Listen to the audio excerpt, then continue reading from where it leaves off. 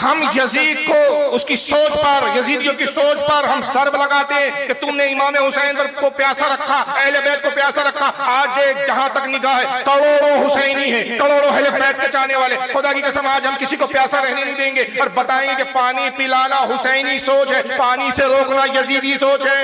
वाह वाह वाह वाह। अब तो समझ लो कि रोक कौन रहा है, अब पिला कौन रहा है। अब भी हक का और बातिल का फर्क वाज़ेह नहीं हो रहा। इसका भी इन्होंने एक रास्ता निकाला साहब, कहा भाई ऐसा है कि आप कहते हैं कि पानी इसलिए पिला रहे हैं, इमाम हुसैन ने पानी रोका गया, तो ये रिवायत भी सही नहीं है साहब, पानी तो रोका ही नहीं गया।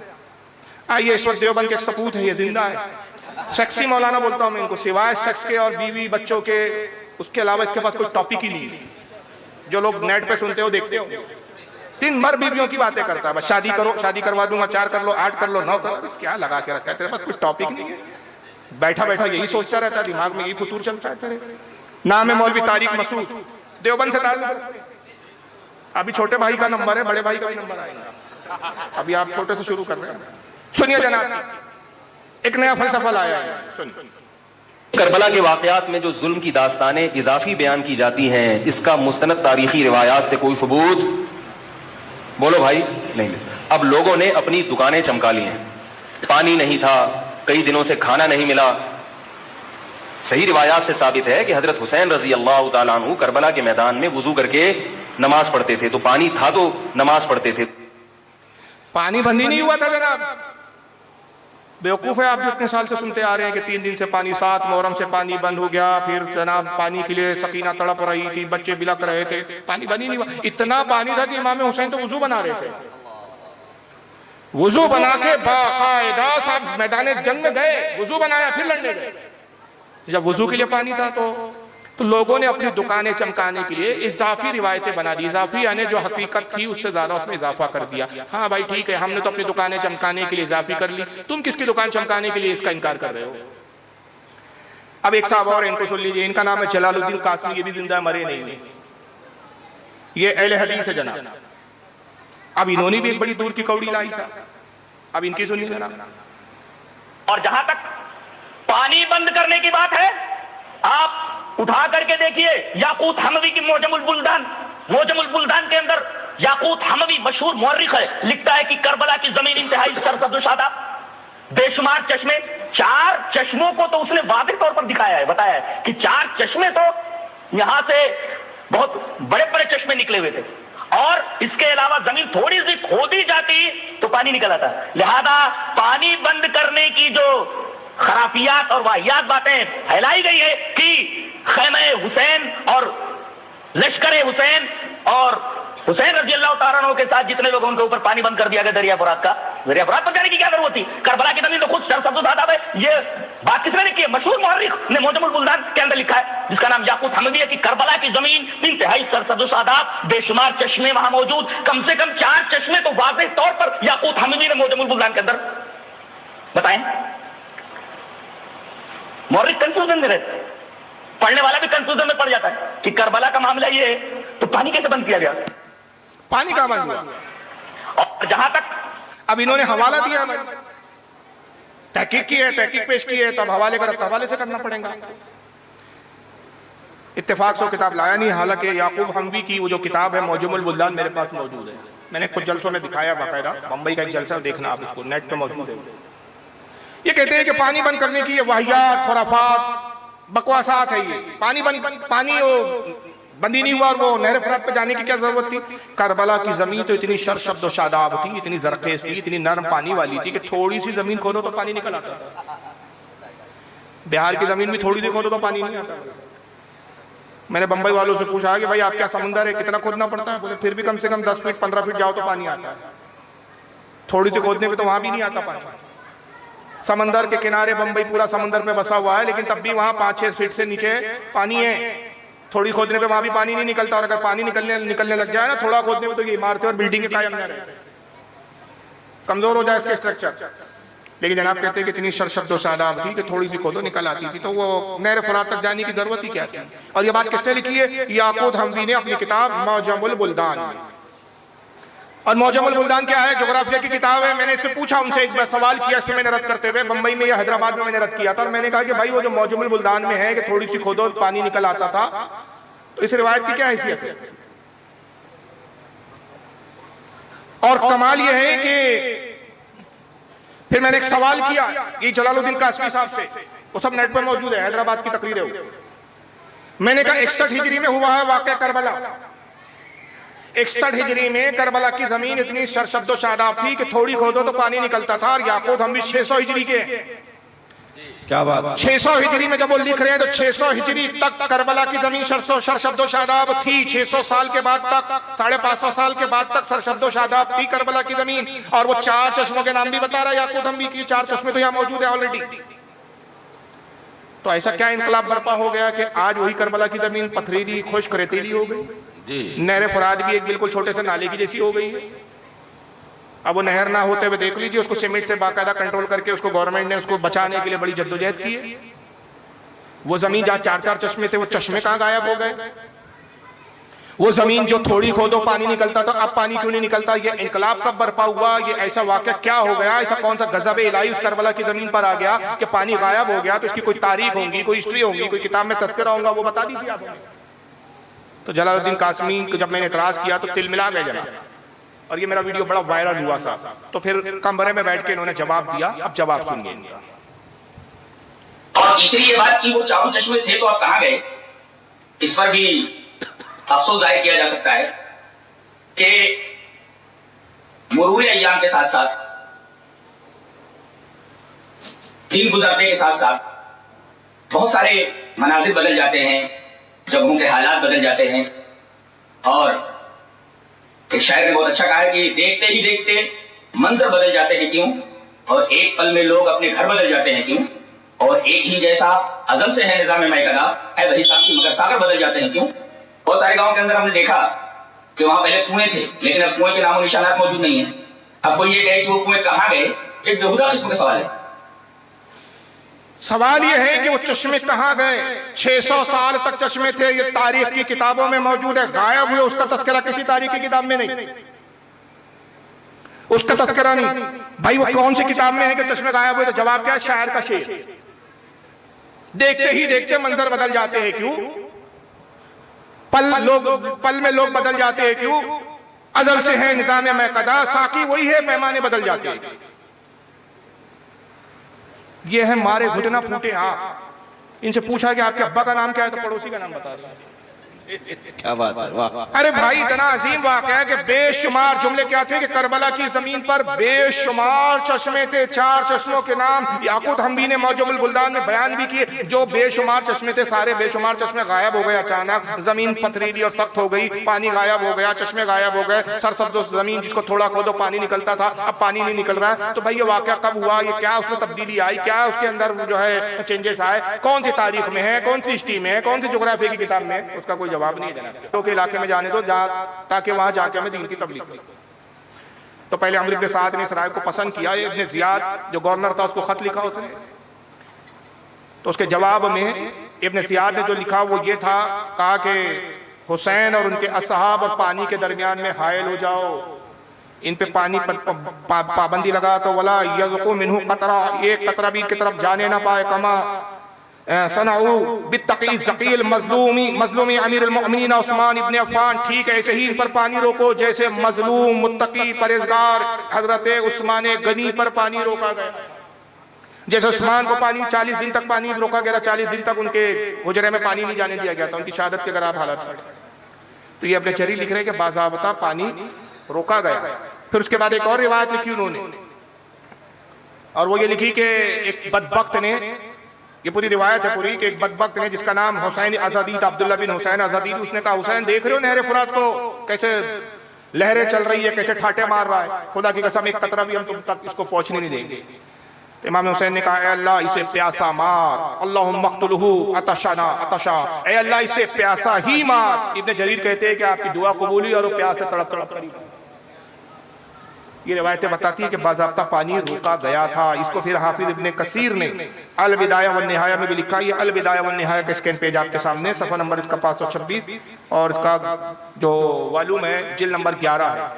वही इबारत है जो मैंने वहां पढ़ी, वही एज इट इज इबारत जो इब्न जरीर की है, इन्होंने भी इसको नकल किया और वो वाक़या भी नकल किया कि जिसमें अम्र इब्न हिजाज को हज़रत इमाम अली मकाम ने हलाकत की दुआ की। अम्र इब्न हिजाज वो था जो 500 सिपाही के साथ नहर फुरात में पहरा दे रहा था कि खैमा हुसैन में एक कतरा भी पानी ना जाने पाए। तो इमाम अली मकाम ने उसके लिए भी दुआ हलाकत करते फरमाया अल्लाह इसे प्यासा मार।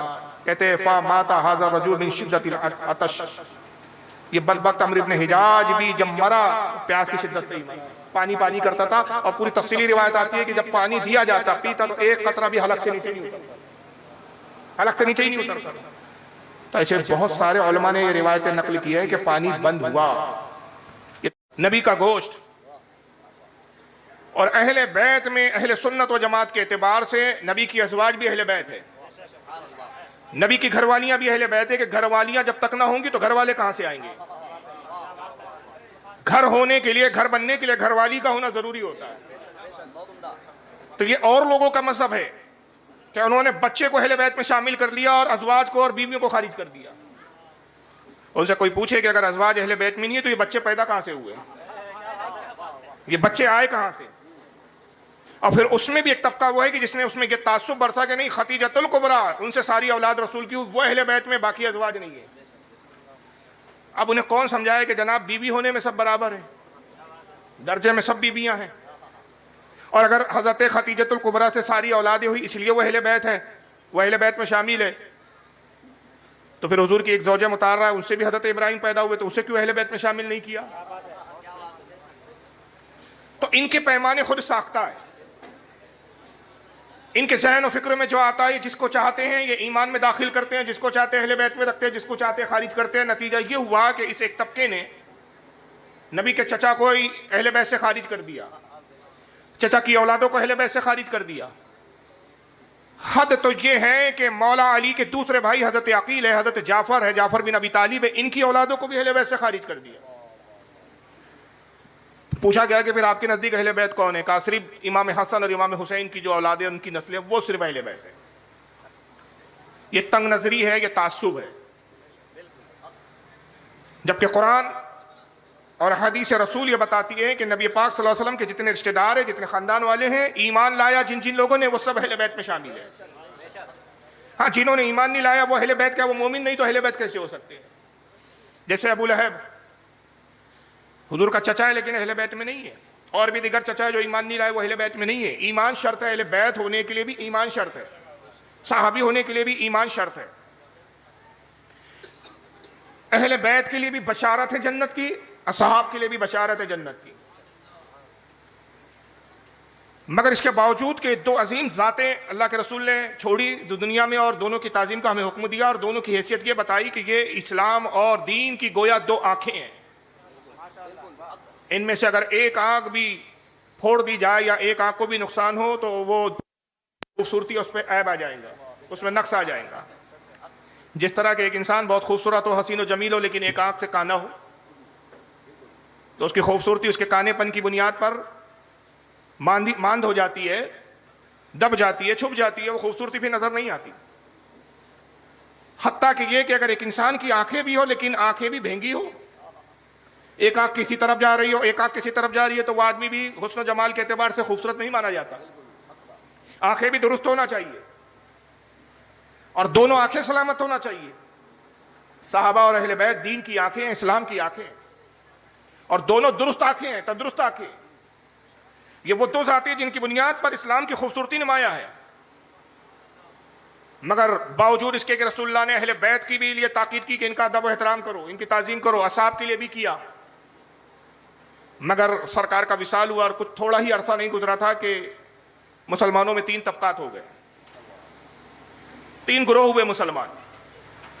और फिर ये उस दौर से लेकर आज 1400 साल, 1450 साल तक के तीनों ग्रोह, तीनों तबकात चले आ रहे हैं। कयामत तक के तीन ही तबकात रहेंगे, लेकिन इन तबकात में से फिर शाखें फूटना शुरू हुई। जब एक दरख्त पैदा हो जाता है तो दरख्त से भी शाखें निकलना शुरू होती है। जिस कदर भी आज फिरका बातिल है वो सब इन्हीं तीन तबकातों से निकले हैं। तीनों की, सबकी असल तीन ही है। हालांकि रसूलुल्लाह सल्लल्लाहु अलैहि वसल्लम ने फरमाया कि मेरी उम्मत में 73 फिरके होंगे। बनी इसराइल में 73 हुए, मेरी उम्मत 72 हुए, मेरी उम्मत में 73 होंगे और सब के सब जहन्नम में जाएंगे। सिर्फ एक फिरका, एक तबका होगा जो जन्नत में जाएगा। पूछा गया कि अल्लाह के नबी सल्लल्लाहु अलैहि वसल्लम जन्नती जमात की निशानी और पहचान क्या होंगी? फरमाया माना अलैहि व असहाबी, जो मेरे और मेरे सहाबा के अकीदे पर होंगे वो जन्नती होंगे। तो ये 72 हो या 73 हो, ये जितने भी फिरके निकले ये 3 ही फिरकों से निकले, 3 ही तबकों से निकले। तो उलमा इसका जवाब ये देते हैं कि इनके नाना का नाम हनीफा था, वाह वो बहुत इबादत गुजार थे, तो ये बिल्कुल नाना के नक्शे कदम पर चलते थे, बिल्कुल हमा वक्त इबादत में मशगूल रहते थे। सुभान अल्लाह, इसलिए लोगों ने इनके नाम की निस्बत में इनके नाना की तरफ निस्बत कर दी और इब्न हनफिया कहना शुरू कर दिया। वाह माशाअल्लाह। जबकि हकीकत यह है कि ये हजरत मौला अली के साहबजादे मोहम्मद इब्न अली है, लेकिन इसलिए हदीसों में अल्फाज में इनका नाम आता है मोहम्मद इब्न हनफिया। काला कुल्तु ले अबी, वो खुद बयान करते हैं कि मैंने अपने वालिद मौला अली से सवाल किया, अर्ज किया सुभान अल्लाह, अय्युन नासी खैरुन बादा रसूलिल्लाहि सल्लल्लाहु अलैहि वसल्लम। सुभान अल्लाह। कहते मैंने रसूलुल्लाह से पूछा कि माफ कीजिए, मैंने मौला अली अपने वालिद से पूछा कि बाबा जान ये बताइए कि रसूलुल्लाह के बाद तमाम लोगों में सबसे अफजल कौन है, सुभान अल्लाह माशाअल्लाह, सबसे ज्यादा बेहतर कौन है? काला अबू बकरिन। वाह माशाअल्लाह माशाअल्लाह। मौला अली ने बिला झिझक फौरन फिल बदी फरमाया कि वो अबू बकर है। सुभान अल्लाह। कुल तो सुम्मा मन, मोहम्मद इब्न हनफिया ने कहा कि फिर उनके बाद कौन अफजल है? काला सुम्मा उमर।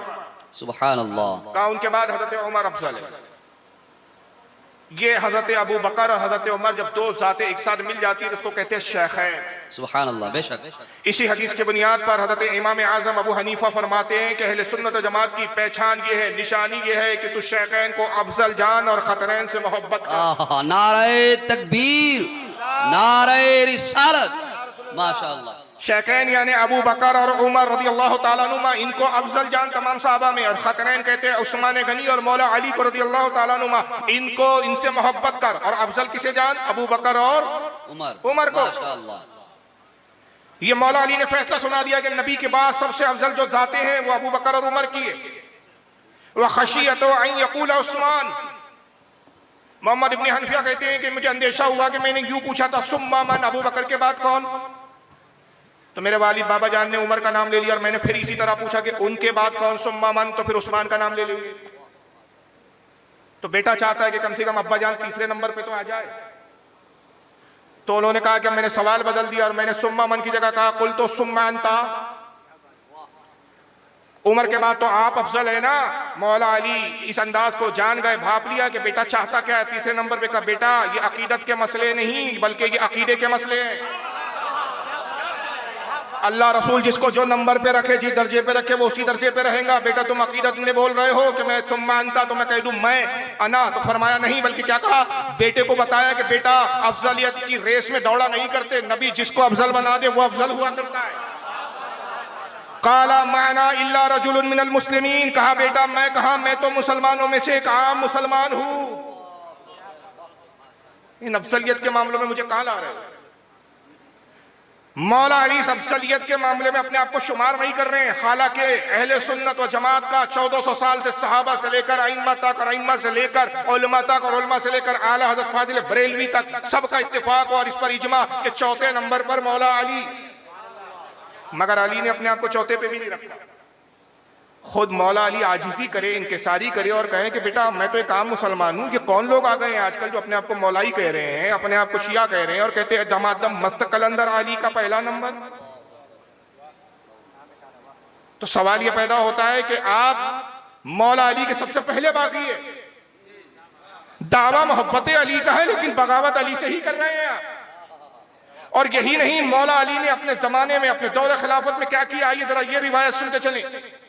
और इसके बहुत मुस्तनद हवाले हैं मेरे पास, आपके सामने स्क्रीन पे जो मैं किताब दिखा रहा हूं ये इमाम अहमद इब्न हम्बल की किताब है। मैं इनकी मुहद्दिसाना हैसियत पर बात करूं तो फिर मैं कह पड़ता हूं कि इनकी शान क्या है कि इमाम बुखारी इनके शागिर्द है, इमाम मुस्लिम इनके शागिर्द है, इमाम अबू दाऊद इनके शागिर्द के शागिर्द है, इमाम तिरमिजी इनके शागिर्द के शागिर्द है। काफी है ये कहना कि हजरत इमाम मुस्लिम और इमाम बुखारी के उस्ताद है। ये मुहद्दिसाना हैसियत हुई इमाम मालिक की, हजरत इमाम अहमद इब्न हम्बल की। और फुकाहत के एतबार से देखें, अगर फकी के एतबार से देखें, मुस्तहिल फिल मजहब के एतबार से देखें तो इनकी फजीलत के लिए सिर्फ एक जुमला मैं कह दूंगा, ये वो जात है कि वक्त का गौसे आजम, जिसके बारे में वक्त का मुजद्दिद ये कहता है कि सर भला क्या कोई जाने के है कैसा तेरा, औलिया मलते हैं आंखें वो है तलवा तेरा, ऊंचे ऊंचों से कदम है आला तेरा, जिसका कदम ऊंचे ऊंचों से ज्यादा बुलंद वाला हो, यानी सरकार गौसे आजम इनकी तकलीद करते हैं। जो गौसे आजम का इमाम है, ये उन्होंने एक किताब लिखी हदीस पर, इसमें फजाइल साहबा पर हदीसों को जमा किया, नाम है फजाइल साहबा, सफा नंबर इसका 100 है, हदीस नंबर 49 है। इमाम अहमद इब्ने हंबल इस हदीस के तहत 49 नंबर की हदीस के तहत क्या रिवायत बयान करते हैं, आइए सुनिए। अनिल हकम बिन जहल काला समिअतु अलियन यकूल, हकम बिन जहल कहते हैं, ये ताबई है मौला अली के असहाब में से, वो कहते हैं कि मैंने बाखुदा हजरत मौला अली रदी अल्लाह ताला अन्हु को कहते हुए सुना। और दीगर रिवायतों में आया कि आप कूफा के मिंबर पर आए और कूफा के मिंबर पर आपने ये ऐलान किया, और इसमें सिर्फ समेतों से शुरू हो रहा है कि मैंने सुना। समेत अली यकूल, मौला अली को मैंने कहते हुए सुना कि मौला अली ने इरशाद फरमाया, ला युफद्दलानी अहदन अला अबा बकरीन व उमर इल्ला जल्लतहु हद्दल मफ्तरी। ऐ लोगों, अब मैं तुम में से किसी को अगर ये कहता हुआ सुनूं कि मैं अबू बकर और उमर से अफजल हूं, जो मुझे अबू बकर और उमर से अफजल करार दे, मैं उस पर झूठे की हद 80 कोड़े लगाऊंगा। अल्लाहु अकबर या रसूल अल्लाह, 80 कोड़े लगाऊंगा।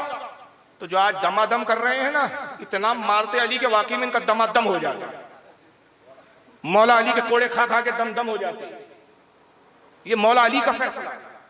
मैंने इमाम बुखारी के हवाले से हदीस को बयान किया, बहुत सारे इसके हवाले हैं मेरे पास। असल में चूंकि स्क्रीन पे कुछ चीजें दिखाना है, इसलिए मैं ज्यादा हवालों से भी काम नहीं ले रहा हूं, वरना जो लोग मेरी नेट पे तकरीर सुनते हो जानते हैं कि एक हदीस पर कम से कम मैं 6-7 किताबों के हवाले नहीं दूं तो मुझे भी इत्मीनान नहीं होता। लेकिन मैं समझ रहा हूं कि यहाँ इस तरह का जो है मिजाज थोड़ा कम है, यहाँ तकरीर का मामला ज्यादा है।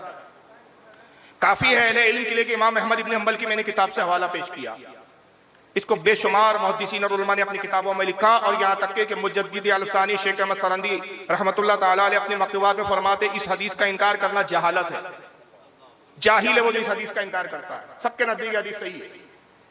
मौला अली कहते हैं, जो मुझे अबू बकर उमर से अफजल करार दे, मैं उसे कोड़े लगाऊंगा, मुफ्तरी की हद लगाऊंगा, झूठे की हद लगाऊंगा, और वो शरीयत में झूठे की हद है 80 कोड़े। इसके बाद भी गुंजाइश रह जाती है कि आप कुछ और अकीदा बनाए, तो हमने तो एतदाल पर है, हमने चौथा रखा, पहला नहीं माना। फिर वो कौन लोग हैं जो अली की मोहब्बत में गुलू करते हैं? वो कौन लोग हैं कि जो हदीस के मुताबिक आका ने कहा कि तुझे इतना बढ़ाएंगे कि तेरे मकाम से ज्यादा जो तेरा दर्जा मकाम नहीं उससे बढ़ा देंगे।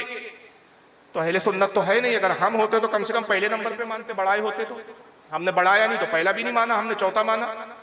मौला अली के अक़वालों को हमने कबूल किया, इजमाए सहाबा को हमने कबूल किया। वो तबका वो है कि जो अली को बढ़ाता है, वो है अहले तशय्यो, जिनको शिया भी कहा जाता है, राफदी भी कहा जाता है। और मैं आपके सामने वीडियो के जरिए सबूत रखूंगा कि आप खुद देखेंगे कि कितना बढ़ाया कि जो माज़अल्लाह नऊज़ बिल्लाह अली को काफिर कहता था, और वो कहते थे कि मौला अली काफिर हो गए कि अमीर मुआविया से सुलह की, और सुलह करते वक्त अबू मूसा अशरी को उन्होंने हकम बनाया, और हकम बनाकर कहा कि जो अबू मूसा अशरी फैसला कर ले मैं उस फैसले को तस्लीम कर लूंगा। तो किसी इंसान का फैसला माना नहीं जाएगा, किसी इंसान को हकम समझा नहीं जाएगा, इसलिए तो कुरान में आया, इनिल हुक्म इल्ला लिल्लाह, हुक्म नहीं सिवाय अल्लाह के, हुक्म अल्लाह का चलेगा। अली ने कुरान की इस उसके फैसले को भी तस्लीम किया, नऊज़ुबिल्लाह इस आयत के इनकार की बिना पर अली काफिर हो गया। इस हदीस के मुताबिक तीनों गुरु हमारे सामने, एक जो घटा रहे हैं, एक जो बढ़ा रहे हैं, खुदा के दर्जे तक पहुंचा दिया फजीलत बयान करते करते, वो भी हमारे सामने, एक वो भी है जो एतदाल पर है, बाखुदा एतदाल वाला अहले सुन्नत व जमात का तबका, वो हम है। अब आइए मैं इब्तिदा वहां से करता हूं, ये तमहीदी गुफ्तगू थी मेरी। मैंने कहा ये 3 गुरों से सारी शाखें निकली। अब मैं ज्यादा सस्पेंस नहीं रखना चाहता, बिल्कुल क्लियर बहांगे दोहल में नामजद करते हुए अर्ज करना चाहता हूं कि खारजी फिरका अभी मगर थोड़ा तहकीक करें, किताबें देखें, इन मौलियों की तकरीरें सुने तो आपको देखेंगे कि नाज़बी और खारजी इस वक्त मौजूद है, और ये 2 फिरकों में नाज़बियत और खारजियत पाई जाती है। यह है देवबंद और अहले हदीस।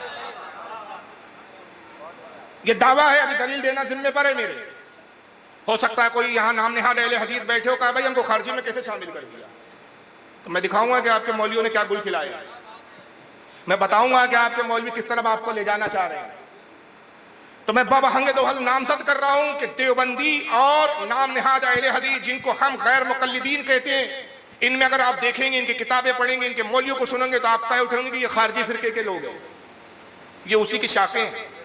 सिर्फ पैकिंग बदली है जनाब, प्रोडक्ट वही है। माल जब बिक नहीं रहा होता कंपनी का, तो कंपनी में मीटिंग होती है, मैनेजर का, लोग पैकिंग देख देख कर बोर हो गए। बिस्किट वही होता है, पैकिंग बदल जाती है, पैकिंग बदली गई है। और दूसरा ग्रोह वो जिन्होंने बढ़ा के माज़अल्लाह अली को खुदा तक बता दिया, वो ग्रोह है अहले तशय्युअ शिया फिरका। जब तक ये अली को दूसरे सहाबा से अफजल कहते हैं और माज़अल्लाह दूसरे सहाबा की तकफीर करते हैं, तब तक इन्हें शिया कहा जाता है। लेकिन जब ये एक कदम आगे बढ़ जाते हैं और अली को खुदा कहने लगते हैं, तो शिया से तरक्की होकर फिर इस फिरके को नुसैरी कहा जाता है। ये वो फिरका है कि जिन्होंने बढ़ाया। और आपको ताज्जुब होगा, पाकिस्तान में एक तंजीम है, आपने शायद नाम भी सुना होगा, जिसका नाम है जैश मोहम्मद। नाम सुना है? उसका सिंबल क्या है पता है आपको?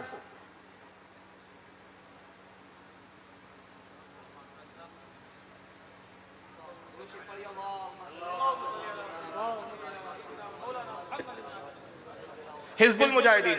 जैश मोहम्मद ने हिजबुल मुजाहिदीन, नाम सुना है? ये गैर मुकल्लिदीन की तंजीम है, इसमें गैर मुकल्लिद भी लोग हैं और इसमें देवबंदी भी शामिल है।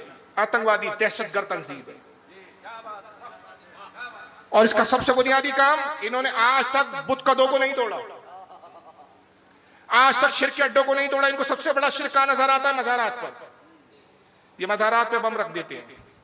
एक जमाना गुजरा कि इस फिरके ने, इस जमात ने, हिजबुल मुजाहिदीन ने तकरीबन 700 सीरिया में, सिर्फ सीरिया जिसको शाम कहा गया, पुराना नाम शाम, मुल्क शाम, जामिर माविया ने हुकूमत की और बनु उमैया की हुकूमत रही, आज उसको सीरिया कहा जाता है। एक जमाने में एक साल के अंदर 700 कब्रों को लड़ाया था। वो यजीद आपकी राय शरीफ में काफिर है या फासी? जवाब सुनिए जनाब का, देवबंद के गौसे आलम का। किसी मुसलमान को काफिर कहना मुनासिब नहीं। रसूल के माँ बाप को बेधड़क काफिर कह सकते? यजीद मोमिन था। अब मैं कह दूं तो फिर बुरा ना मानिए कि यजीद आपके दादा हुजूर थे जो उनको बचा रहे हैं।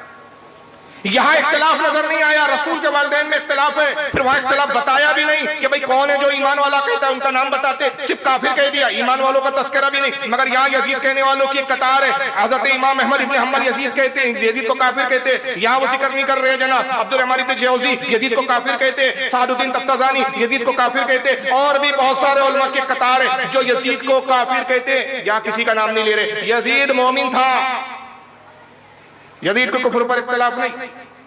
बासबाबे कत्ल के फांसी हुआ। इमाम हुसैन के कत्ल करने की वजह से सिर्फ फांसी हुआ, गुनाहगार हुआ। कुफ्र का हाल दरियाफ्त नहीं, काफिर कहना जायज नहीं। कुफ्र उसका मुझे पता नहीं। इनको इमाम अहमद इब्न हंबल का कौल, हकीमुल उम्मत के उस्ताद साहब को पता नहीं, अब्दुल रहमान इब्न जौजी की तहकीक इनके पास नहीं, सादुद्दीन तफ्ताज़ानी के बारे में इनको कुछ नहीं पता, काजी सनाउल्लाह पानीपती ने काफिर का, उनके बारे में इसको कुछ पता नहीं, शाह अब्दुल हक मोहद्दिस देहलवी की किताबें इन्होंने देखी जिसमें सारे अक़वाल उन्होंने जमा कर दी, इनको कुछ नहीं पता। ये बने गौसे आलम, कुफ्र का हाल मालूम नहीं,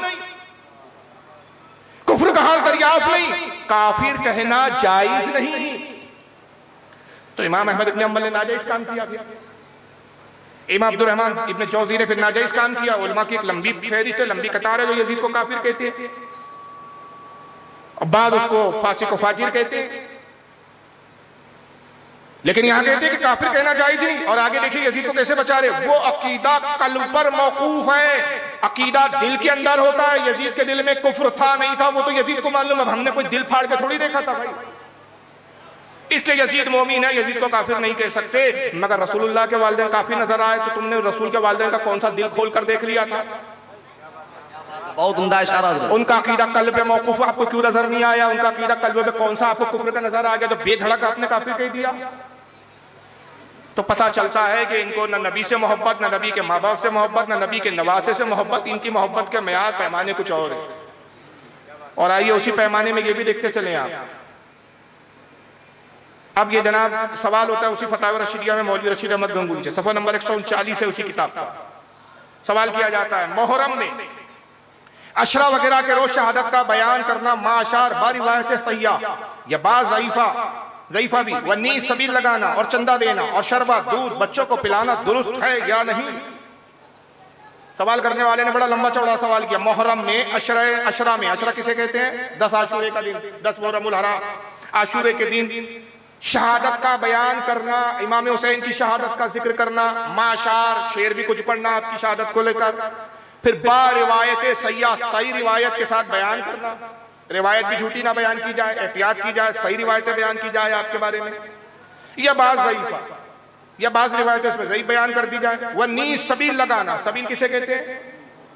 सबीली बोलते हैं ना आपके यहाँ, शरबत पिलाया जाता है, पानी पिलाया जाता है, जी जी तो पानी की सबील लगाना, लोगों को पानी पिलाना, लोगों को शरबत पिलाना और उसमें चंदा देना, शरबत दूध बच्चों को पिलाना, बच्चों को शरबत पिलाना, बच्चों को दूध पिलाना दुरुस्त है या नहीं, जायज है या नहीं? जवाब, मुहर्रम में जिक्र शहादत हुसैन अलैहिस्सलाम करना अगरचे बा रिवायत सैया हो, या सबील लगाना, शरबत पिलाना या चंदा सबील शर्ब हराम। वजह यह है कि मसला शरबत का नहीं है, मसला दूध का नहीं है। चिड़ हमें इमाम हुसैन से, क्या बात है। क्योंकि हमारे अब्बा यजीद तो मोमिन थे, उनको काफिर कहना जायज नहीं, अकीदा कल पर मौकूफ है। अब आइए उसी फतवे में इनका तजाद देखिए, पता नहीं ये भांग खा के फतवा नवीसी करते थे कि क्या जाने अल्लाह जाने। अब आइए उसी किताब में, वही किताब है, किताब भी दूसरी नहीं है, फतावे रशीदिया सफा 576 है। सफ़े बदले, सफ़े बदलते हैं इनके ख्यालात बदल जाते हैं, सफ़े बदलते हैं इनके अफकार बदल जाते हैं, सफ़े बदलते हैं इनके अकीदे बदल जाते हैं। जिनके हर सफ़े पे अलग अलग अकीदे हो, ऐसे बेवकूफ़ों के पीछे जाना अपनी आखिरत तबाह करना। आइए फतावे रशीदिया सफा नंबर 576 पे सवाल हुआ, सवाल सुनिए। हिंदू जो प्याऊ पानी की लगाते, प्याऊ यानी सबील, हिंदी में प्याऊ बोलते हैं, उर्दू में सबील बोलते हैं। हिंदू जो प्याऊ लगाते हैं वो पानी पिलाने के लिए स्टॉल लगाते हैं, सूदी रुपया सर्व करके, उसमें पैसा भी कौन सा, यहाँ चंदा हलाल था, देने वाले सुन्नी थे, इमाम हुसैन और अहले बैत के चाहने वाले थे, तब भी जायज नहीं था, बच्चों को पिलाना भी जायज नहीं था। यहाँ हिंदू प्याऊ लगा रहा है, पैसा भी सूदी, ब्याज का पैसा, इंटरेस्ट का पैसा खर्च कर रहा है। मुसलमान को उसका पानी पीना दुरुस्त है या नहीं? जवाब, इस प्याऊ से पानी पीना मजायका नहीं। ओ यार बिल्कुल पी सकते हैं, हिंदू का प्याऊ का पानी पी सकते हैं, लेकिन सबील नहीं लगा सकते। इसलिए देखा गया कि कावड़ी यात्रा जाती है तो ये सबीले लगा के उनको तो पिलाते हैं, लेकिन आशिकाने अहले बैत को पिलाते हुए नजर नहीं आते। तो जहां जाना, जिनके साथ रहना है, उन्हीं से तो दोस्ती निभाएंगे ना, रहना भी आखिर उन्हीं के साथ। तो बहरहाल ये एक मैंने बताया। अब आप सब जानते हैं कि हम पानी क्यों पिलाते हैं। माशाअल्लाह माशाअल्लाह। हम पानी क्यों पिलाते हैं भाई? क्या पानी की कमी है? जिस शख्स को आप पकड़ के सबील में पानी पिला रहे, शरबत पिला रहे, क्या उसके घर में शरबत बनाने के लिए शक्कर नहीं है, चीनी नहीं है? क्या उसके घर में पानी नहीं है? क्यों पिला रहे हैं? और बुला बुला के पिलाते हैं। नहीं भी पीना चाहते तो पीजिए ना जनाब, एक गिलास तो लीजिए। अरे भाई नहीं, पेट भर गया यार, बहुत पी। अरे यार ये शरबत तो ट्राई कीजिए, रूह अफ़ज़ा का है, ये दूध का है, ये खश का है, ये फला है, ये फला है। दुनिया भर के मुख्तलिफ शरबत बने हैं, मुख्तलिफ सबीले लगी हैं, मुख्तलिफ किस्म के अलग अलग फ्लेवर के शरबत है, पीजिए। क्यों भाई, क्यों पिला रहे? इसलिए पिलाते हैं कि हम जानते हैं कि आज भी कुछ यजीद की औलादें जिंदा है, और उनको हम दिखाना चाहते हैं कि तुम्हारे बाप यजीद ने 3 दिन हुसैन पाक को प्यासा रखा था, आज करोड़ों गुलाम हुसैन है। खुदा की कसम, ये यजीद की मौत है, आज हम किसी को प्यासा रहने ही नहीं देंगे। सुभान अल्लाह। यजीद तूने 3 दिन पानी बंद किया था। अल्लाहु अकबर। या रसूल अल्लाह, या रसूल अल्लाह, या हुसैन, या हुसैन। माशाअल्लाह माशाअल्लाह। देखिए अकीदा सुने देवबंद का क्या अकीदा।